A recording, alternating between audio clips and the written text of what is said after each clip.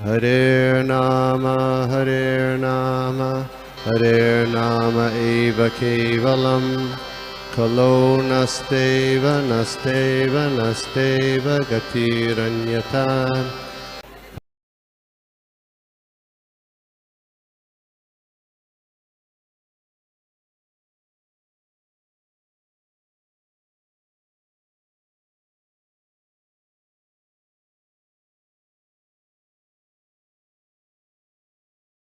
श्रीमते भक्ति वेदांत स्वामी के नाम नमस्ते सरस्वती गौरवाणी प्रचारिणी निर्विशेष शून्यवादी पाश्चात्य देशतारिणी। जय श्री कृष्ण चैतन्य प्रभु नित्यानंद श्री अद्वैत गदाधर श्रीवासादि गौर भक्त वृंद। हरे कृष्ण कृष्ण कृष्ण हरे हरे हरे राम राम राम। नाना शास्त्र विचारणे कनिपनिषद धर्म संस्थापक अवलोकनाम हितकारिणां परित्राणाय शरणं श्री राधा कृष्ण पदारविंद वैष्णवानंदेन मत्तादिक वंदे रूप सनातनं रघुकुलश्रीनिवासं सर्वस्य चाहं हृदि सन्निविष्टो मत्तः स्मृतिर्ज्ञानम् अपोहनं च वेदैश्च सर्वैरहमेव विदे वेदान्तवेद्यदेव चाह। हरे कृष्णा। तो हम लोग देख रहे हैं भक्ति रसामृत सिंधु। हमारे 5 अध्याय हो गए हैं। आज से हम लोग 6ठा अध्याय शुरू करेंगे। भक्ति कैसे करनी है। अभी तक शुद्ध भक्ति क्या है ये सब देखा हमने। शुद्ध भक्ति कैसे सभी चीजों के परे है, मुक्ति के परे है, और इस भक्ति को कैसे करना है डिस्चार्ज वो देखेंगे।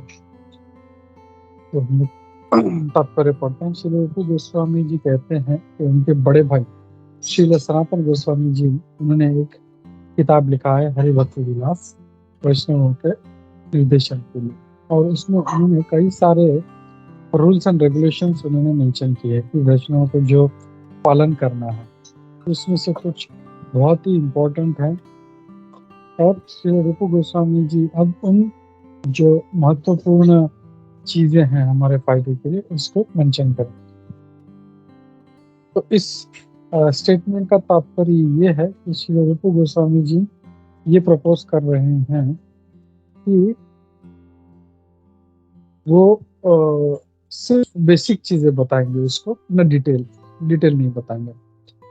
तो उदाहरण के तौर पे एक बेसिक प्रिंसिपल जो है, हमें गुरु को ग्रहण करना है, लेकिन एग्जैक्टली कैसे उनके निर्देशों का पालन करना है ये डिटेल। मतलब गुरु को ग्रहण करना है ये एक निर्देशन है, ये खाली प्रिंसिपल हो गया, लेकिन उसका जो डिटेल है वो अलग चीज है। तो यहाँ पे वो जो सिर्फ है मेन प्रिंसिपल्स की बात करेंगे, डिटेल में नहीं जा रहे हैं यहाँ पे। For example, if one is following the instruction of a spiritual master and that instruction is different from the instructions of another spiritual master, that is called detailed information. तो जैसे यहाँ पे अभी उदाहरण दे रहे हैं कि अगर किसी को गुरु से कोई आज्ञा मिला है और वो आज्ञा किसी और आज्ञा से, किसी और दूसरे गुरु की आज्ञा से अलग है, तो उसको वो डिटेल इंफॉर्मेशन करेंगे। But the basic principle of acceptance of spiritual master is good everywhere. लेकिन गुरु को ग्रहण करना ये एक बेसिक प्रिंसिपल है हर परिस्थिति में।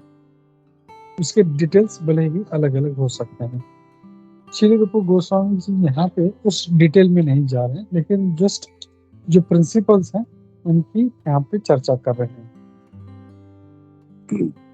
वो कहते हैं बेसिक प्रिंसिपल्स हैं गुरु की शरण लेना, गुरु के shelter of the lotus feet, यानी गुरु के जो चरण कमल है उनकी शरण लेना।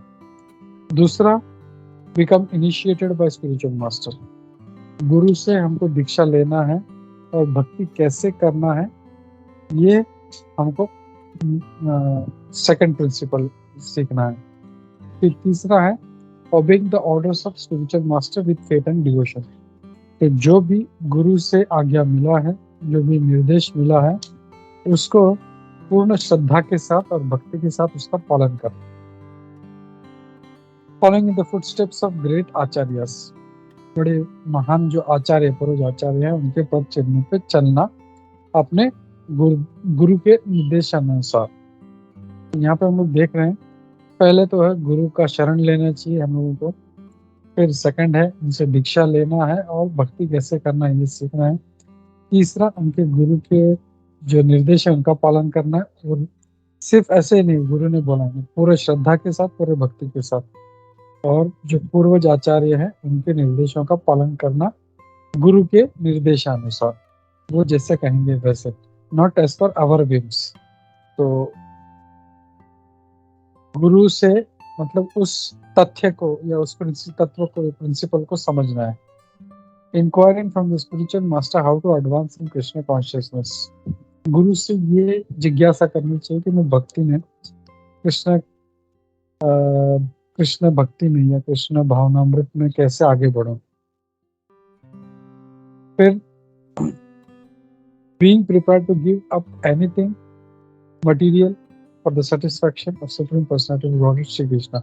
भगवान श्री कृष्ण की संतुष्टि के लिए भौतिक चीजों को तुरंत त्यागने के लिए हमको तत्पर रहना चाहिए। इसका मतलब है कि हम भगवान कृष्ण के भक्ति में लगे हैं, तो हमें कुछ भी चीज का त्याग करने के लिए हमें तैयार रहना चाहिए, और जो हमें अच्छी नहीं लगती है अगर वो हमें ग्रहण करनी पड़े, एक्सेप्ट करनी पड़े, तो भगवान की भक्ति में उसको एक्सेप्ट करनी चाहिए। Residing in the sacred place of pilgrimage like Dwarka और वृंदावन। तो जो धाम है, पवित्र धाम है जैसे द्वारका और वृंदावन, वहाँ पे जाके हमको वास करना चाहिए। हमें जितना जरूरी है, नेसेसरी है, उतना ही हमको ग्रहण करना चाहिए, और भौतिक जगत में उतना ही हमको डील करना है जितना जरूरी है। तो ज्यादा ओवर भौतिक लोगों से डीलिंग करने का जरूरत नहीं है। एकादशी पर उपवास रखना, और 10वां है प्रिंसिपल, जैसे बरगद ना बैनियन ट्री, बरगद के पेड़ की पूजा करना। तो ये 10 प्रिंसिपल है। तो यहाँ पे ऊपर यह कह रहे हैं, ये जो 10 प्रिंसिपल है ये एकदम प्रिलिमिनरी नेसेसिटीज है, मतलब बेसिक चीजें हैं हम लोगों को भक्ति का पालन करने के लिए। जैसे अगर किसी को भक्ति में बढ़ना है तो वो कोई ये नहीं सोच सकता कि मैं गुरु का आश्रय नहीं लूंगा। गुरु का उसको आश्रय लेना पड़ेगा, गुरु से दीक्षा लेना पड़ेगा। और सिर्फ ऐसा नहीं, बहुत से लोग सिर्फ आश्रय लेते हैं, गुरु दीक्षा लेते हैं, फिर छोड़ देते हैं, बट ऐसा नहीं है। उसके बाद गुरु से निर्देश लेते रहना, इंस्ट्रक्शंस लेते रहना, गुरु महाराज मैं क्या करूं, जिज्ञासा करना मैं कैसे भक्ति में आगे बढ़ूं। और ये सब करते हुए जब हम लोग भक्ति करेंगे तो हम लोग भक्ति में आगे बढ़ेंगे, नहीं तो हम लोग सिर्फ फॉर द नेम सेक हम लोग जो है इसको भक्ति के तत्वों को पालन कर रहे हैं। In beginning, if a neophyte devotee observes the above mentioned 10 principles, surely he will quickly make a good advancement in Krishna consciousness. तो ये 10 प्रिंसिपल्स का भी अगर कोई अच्छे से अगर पालन कर लेता है तो बहुत जल्दी वो कृष्ण भक्ति में आगे बढ़ता है। हम लोग देखते हैं कुछ भक्त लोग आते हैं, नए जुड़ते हैं, तुरंत एकदम मतलब भक्तों का संग बढ़ जाता है, सडनली ज्यादा प्रवचन सुनते हैं, ज्यादा शास्त्रों का पाठ करते हैं, भगवत गीता भागवतम, और फिर जब उनका विश्वास बढ़ जाता है तो फिर गुरु का भी आश्रय लेते हैं, फिर गुरु से गुरु दीक्षा भी लेते हैं। तो we see some people make quick progress because they are following the principles. और ये चीजों के लिए यहाँ पे कहा गया है। तो अगले 10 सेट की बात हो रही है। बिफोर दैट अगर किसी का कोई एडिशनल कमेंट्स है, कुछ डाउट्स है तो लेते हैं। Hare Krishna.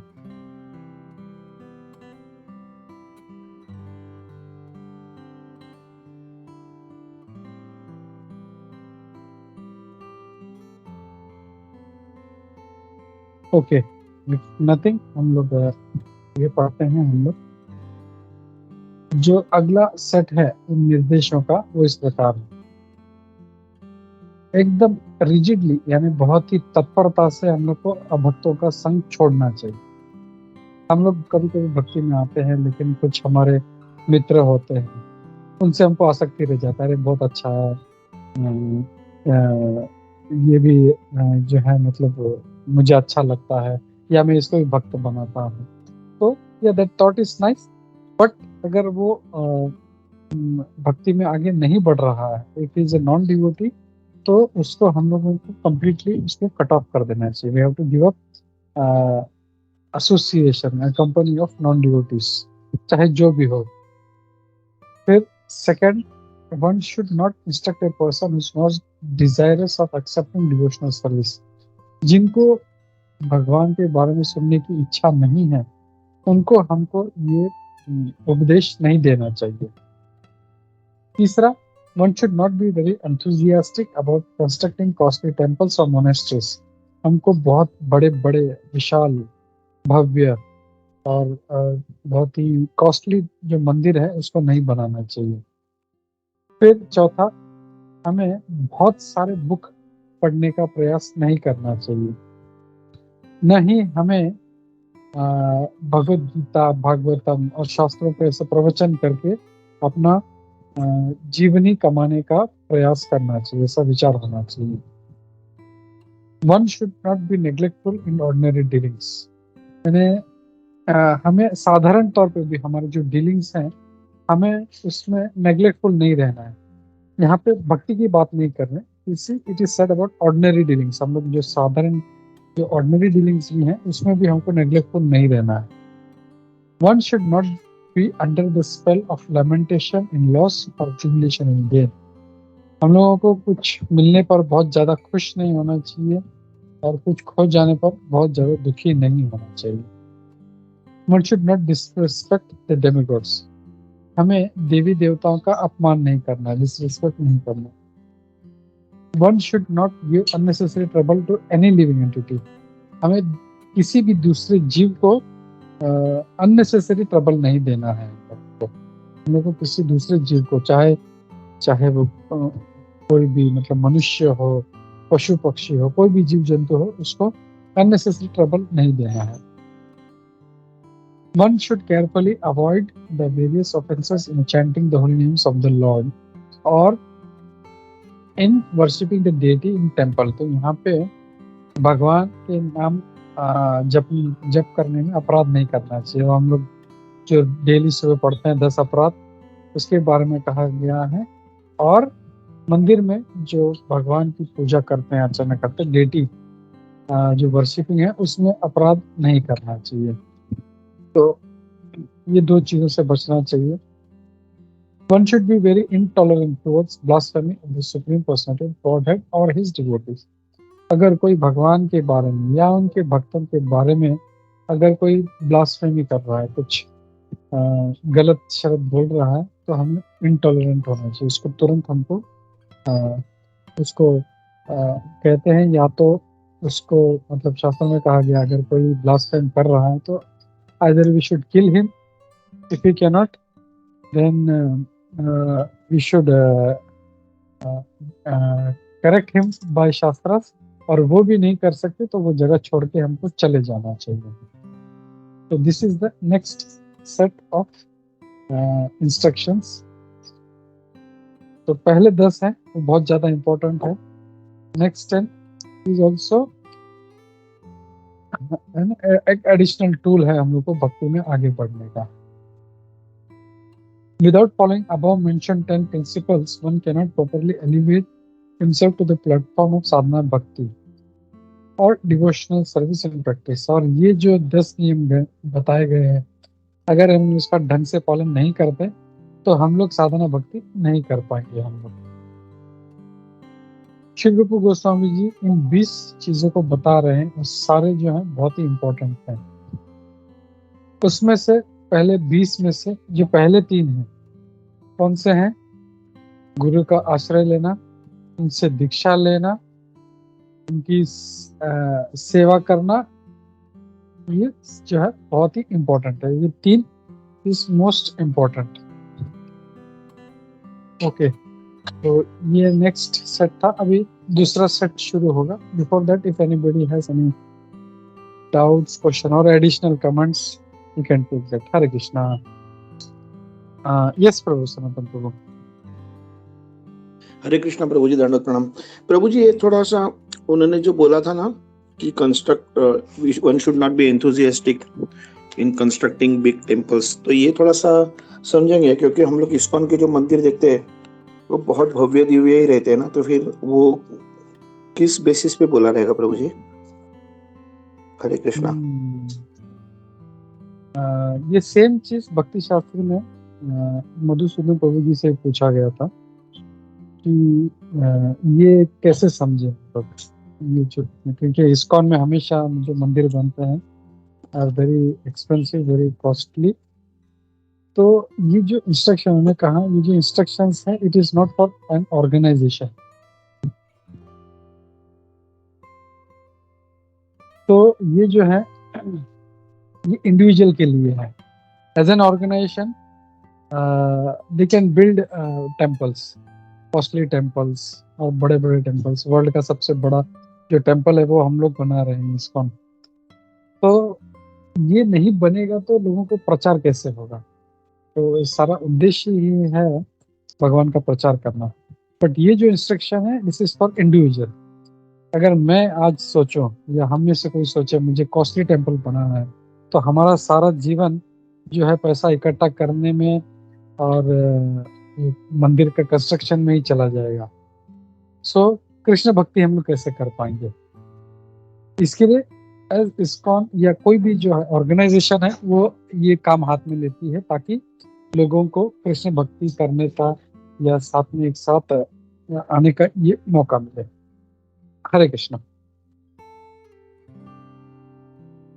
Thank you Prabhu ji, thank you. Hare Krishna. Prabhu ji, actually ना मेरा वो बीच में मल्टीपल रीजंस की वजह से मेरे ना क्लासेस मिस हो गए थे, तो उसके लिए मेरा कहीं कहीं जगह पे मेरा लिंक छूटा था. प्रभु जी, मुझे और एक चीज था, ये जो रागानुगा भक्ति, वैदी भक्ति, साधना भक्ति, उसको जरा थोड़ा एक्सप्लेन कर पाओगे क्या? थोड़ा कंफ्यूजन है प्रभु जी उसमें. हरे कृष्णा. साधना भक्ति जो है, it is we are doing devotional service as a practice. हम लोग जो है, हम लोग साधना कर रहे हैं और इट्स ए बिगिनर लेवल. तो हम लोग जो है, अभी बोल सकते हैं हम लोग जो साधक हैं, तो हम लोग इसीलिए साधना भक्ति कर रहे हैं. We are not beyond that. फिर जो रागानुगा भक्ति है, वो रागानुगा भक्ति मीन्स दोनों भी जो है, रागानुगा भक्ति एंड साधना भक्ति, उसमें फर्क क्या है? साधना भक्ति में it is out of you can say a force, या it is out of some kind of ना, मुझे ये करना चाहिए. It is not out of love.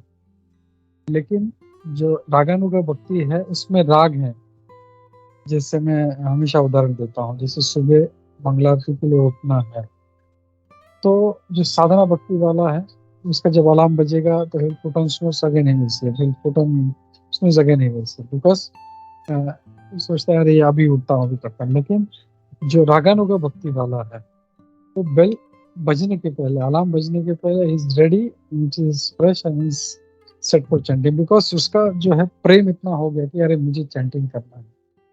So this we can say the difference between sadhana bhakti and raganuga. So raganuga bhakti is a step beyond sadhana bhakti. तो पहले साधना भक्ति होता है, फिर वो जब साधना भक्ति का लेवल पास करेगा, then he will reach to the level of raganuga bhakti. Hare Krishna. Hare Krishna Prabhu ji. Thank you Prabhu ji, thank you very much. और फिर वैदी भक्ति क्या होता है? वैदी भक्ति, साधना भक्ति एंड रागानुगा भक्ति, both are part of Vaidi भक्ति, which has to be done as per some instruction, some विधि को फॉलो करना है. Okay okay. तो फिर उसके अलावा भी ऑल्टरनेटिव भी दूसरा कोई और भक्ति है क्या प्रभु जी? उसके बाद में फिर pure devotional service. There are different steps. साधना भक्ति, आई थिंक एंड इसमें आई थिंक वैदिक भक्ति एंड रागानुगा भक्ति इज अ पार्ट ऑफ साधना भक्ति। वैदिक भक्ति एंड रागानुगा भक्ति इज अ पार्ट ऑफ साधना भक्ति। एंड देन साधना भक्ति के बाद में फिर I don't know exactly technical names, लेकिन that is pure bhakti, like प्रेमा भक्ति, I think Bhava Bhakti this and then bhav Prema bhakti, मतलब जो steps है bhav bhakti. Yes, Vaiji Mata ji, go ahead. I think, Prabhuji, Sadhana Bhakti is divided into Vaidhi Sadhana Bhakti and Raganuga Sadhana Bhakti. And Vaidhi Bhakti, as you said, is because of an obligation, or because of the scriptures, or because the spiritual master has asked the person to do it. Then, जैसे आपने वो example दिया है, what happens is Raganuga Bhakti में it becomes spontaneous. And the goal of this bhakti is actually to get into Bhava Bhakti, which is devotional service in pure ecstasy. And iske baad is Prema Bhakti, which is devotional service in the pure love of Godhead. And I think iske baad Prema Bhakti ke baad also there are some several steps which goes up to Madanakya Prema Bhakti. I think something Mahabhav. like that. Mahabhav. Mahabhav, which is the mood of Chaitanya Mahaprabhu Chaitanya and Srimati Mahaprabhu, right? Radha and Srimati Radharani. Hare Yeah, I Krishna. think Thank अभी you तो very much. Thank you. we'll focus on how to reach. अभी तो साधना भक्ति में अटके हैं, वैदिक भक्ति में, तो we'll try to focus on getting out of this anartha nivritti hoga, then we'll reach bhava bhakti and then prema bhakti. I think bhava bhakti itself, it's a goal too far for us, and there are steps beyond, but that's too high for even think. So we'll focus on reaching bhava bhakti and then prema bhakti. So it is something like I will say that steps are beyond PhD steps for us. Hare Krishna. Thank you, Vaiji Mataji. Hare Krishna.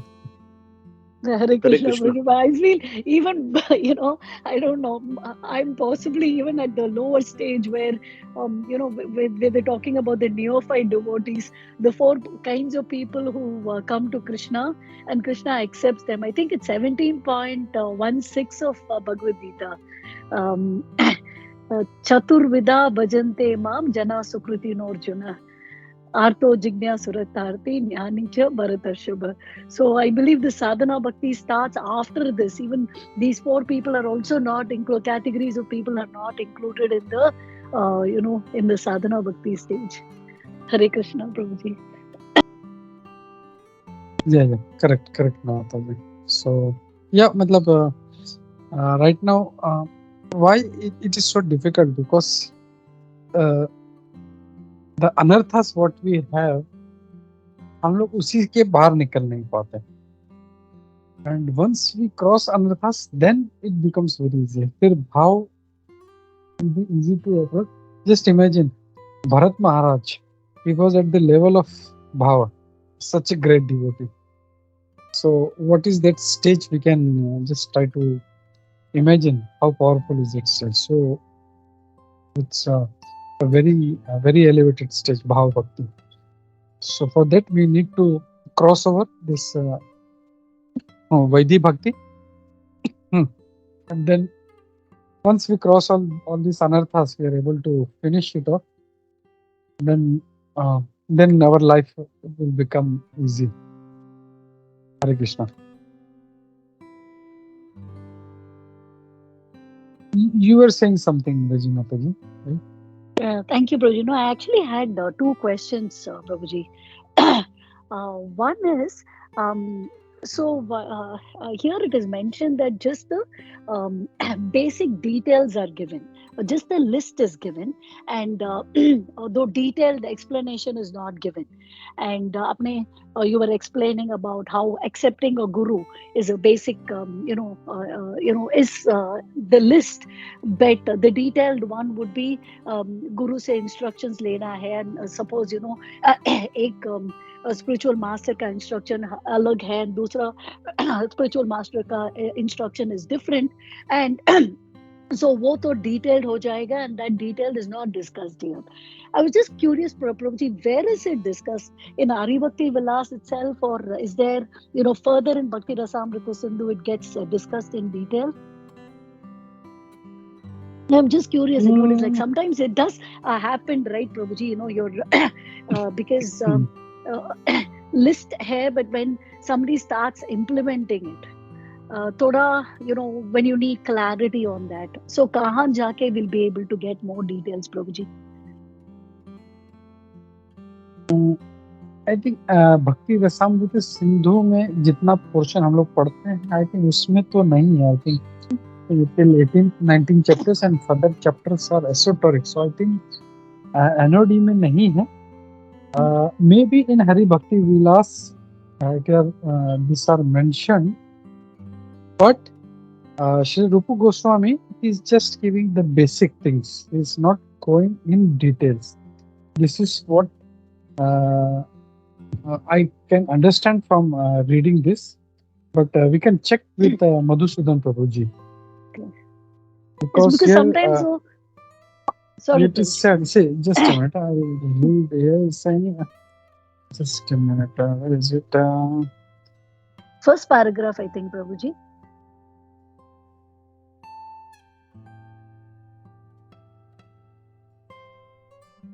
Very first paragraph, right? Yeah.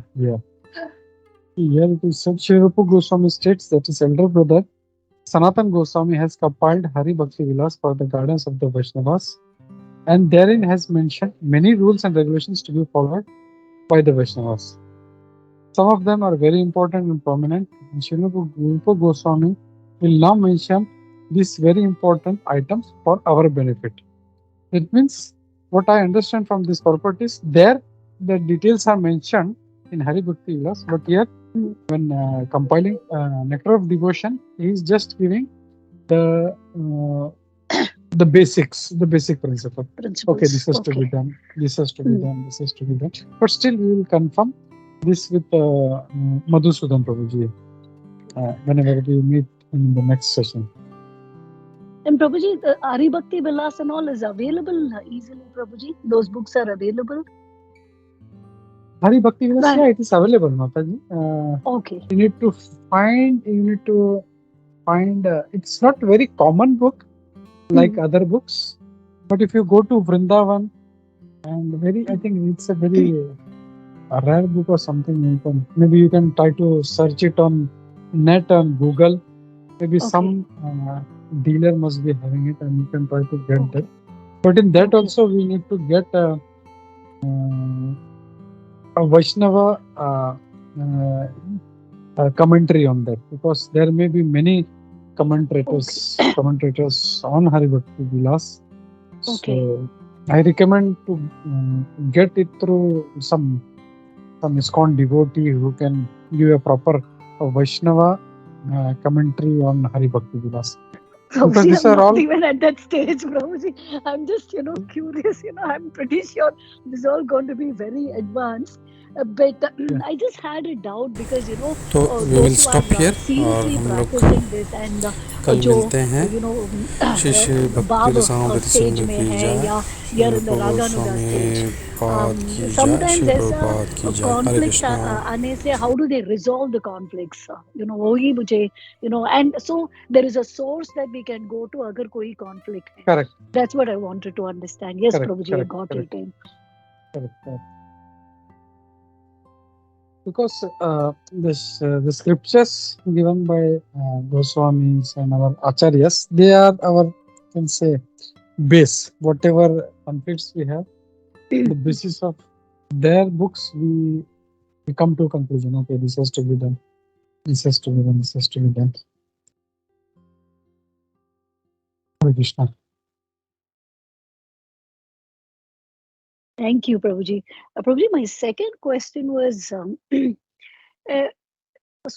Vaidhi Sadhana Bhakti ke baad, definitely Raganuga Sadhana Bhakti is the next stage, and we have to proceed that way, right, Prabhuji? Because Vaidhi से हम आगे नहीं जा रहे हैं, तो we cannot go to Bhava or Prema.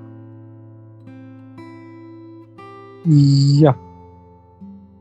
After Vaidhi, we need to go to Raganuga. And not Raganuga. First is what is that? Raganuga. Once we reach Raganuga, then when out of love, हम लोग जब instructions follow करना चालू करेंगे, we'll have attachment. I have to serve my spiritual master. I have to wake up early. I have to go to Dham. I have to do this. I have to do that. So when we start doing that with love, and then we'll start having our consciousness will slowly start changing, and then first of all we need to reach that state, we need to clear our anarthas. Adhav श्रद्धा तथा साधु संग का भजन किया तथा अनर्थ निवृत्ति साध. So when anartha nivritti happens, then only we can go to the next level. So, and this is said to be most difficult, anartha nivritti, because there is so much anarthas, there is so much of ego, we have so much of lust, we have so much of anger, and so much of greed, everything is there. So to get out of this, we need to be, we don't see these qualities like in saintly persons like Tukaram Maharaj or Alvars. So even seeing just their stage, it's very, very high. So we need to be free from these anarthas, and then we reach that stage, then the bhav, then prema, then the things come. And again, asakti is there before prema. So the 12 stages are there. So we need to cross anarthas. Our right now, for myself, after so many years, I'm still focusing on how to get out of anarthas. There are so many anarthas. I've been able to curb some, but some are still there. So it's a very complicated level. This game mein, it's very complicated level. So it doesn't allow you to go beyond some games. So this is that in Bhakti, this is the most complicated level. But once you cross that, then other steps are other levels are very, you can say it becomes easy to cross. Hare Krishna. Thank you, Prabhuji. Hare Krishna.